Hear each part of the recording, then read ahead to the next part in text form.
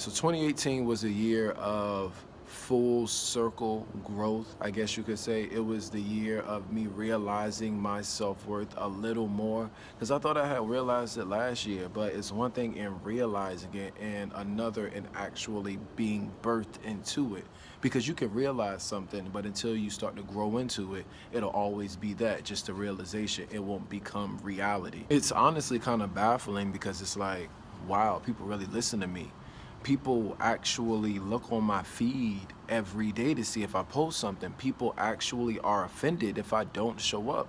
It's like me thinking all these things and me coming into knowing these things. It's like, so I actually am worth something. Like I am actually influential. Like I actually have a purpose and I actually mean something to somebody. So what that does is it gives me a sense of urgency. It gives me a sense of purpose. It gives me a sense of accountability because I normally do things just because I love to do them. I post videos because I love to do them. I do inspirational speaking. I teach because I love to do those things. But when other people seem to benefit from those things and they start looking for it, that's when I become accountable. And then it's like, Larry, you have what people need.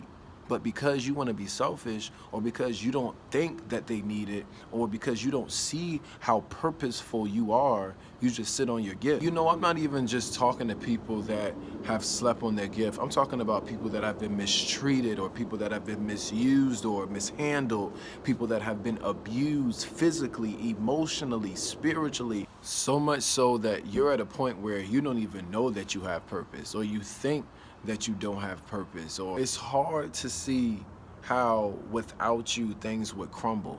But me personally, I take lessons from the moon. I look at the moon and I see how the moon is so powerful. The moon is bright and the moon has a gravitational pull so powerful that it can pull oceans waves. When the moon is present in the sky, oceans rise. When the moon is not present in the sky, there is a low tide. But the reason why I use the moon is not even in the moon itself, it's in what the moon does in spite of all that it's been through. The moon has been mishandled, the moon has been mistreated, the moon has been abused, the moon has been violated.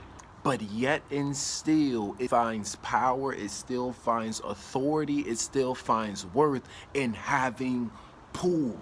If you struggle with trying to find influence, if you struggle with trying to find your purpose, if you struggle with trying to find out why you're here on earth, I dare you to take a step back.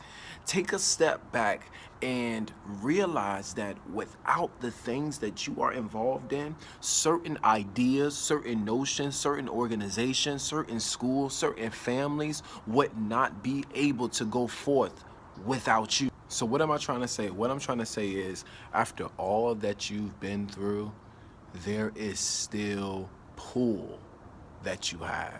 There is still worth in you. There is still miles to go before you sleep. There's still reasons to invest in you. There's still time to spend on you. Do you get what I'm saying? All because you still have influence. In other words, you still have the possibility to pull other spirits up, just like the moon still has power to pull waves. So the next time, the very next time that you look in the mirror and you say to yourself, I don't know my purpose, or I don't know if I'm worth anything, or I don't know if I'm influential, I don't know if I even matter.